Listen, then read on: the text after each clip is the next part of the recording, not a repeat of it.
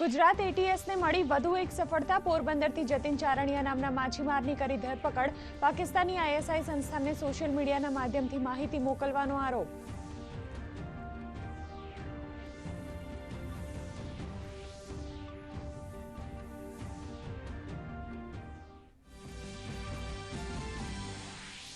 લોકસભા ચૂંટણીમાં છઠ્ઠા તબક્કાના મતદાન માટે આજે સાંજે પ્રચાર પડઘમ થશે શાંત. 8 રાજ્યની 58 બેઠક પર 25 મેના દિવસે થશે મતદાન. 3 ભૂતપૂર્વ મુખ્યપ્રધાનો અને 3 કેન્દ્રીય પ્રધાનોનું ભાવિ થશે સીલ.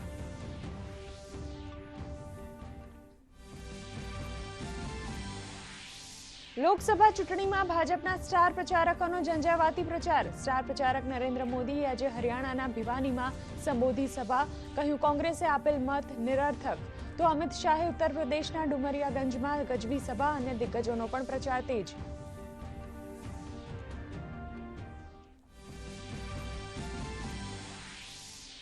બે 2024નો જંગ જીતવા માટે વિપક્ષે પણ લગાવી પોતાની તાકાત. કોંગ્રેસ નેતા રાહુલ ગાંધીએ દિલ્હીના દિલશાદ ગાર્ડનમાં કનૈયા કુમારના સમર્થનમાં કરી જનસભા.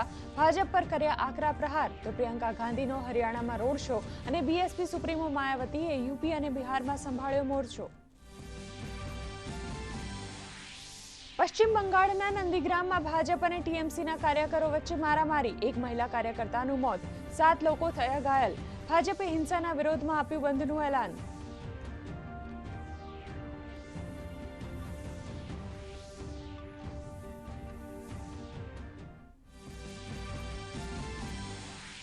ગુજરાતવાસીઓ અંગ દજાડતી ગરમીનો કરી રહ્યા છે સામનો. હવામાન વિભાગે અમદાવાદ અને ગાંધીનગર માટે જાહેર કર્યું રેડ એલર્ટ.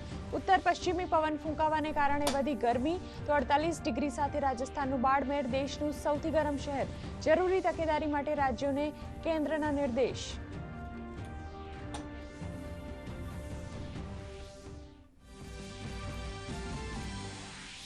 કાન ફિલ્મ ફેસ્ટિવલમાં આજે ભારત માટે મોટો દિવસ. ભારતીય નિર્દેશક પાયલ કાપડિયાની all we imagine as light આજે પ્રદર્શિત થશે.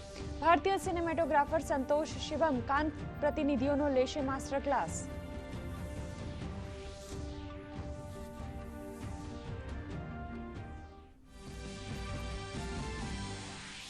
ભારતીય શેર બજારમાં રોનક. Sensex Nifty all time high.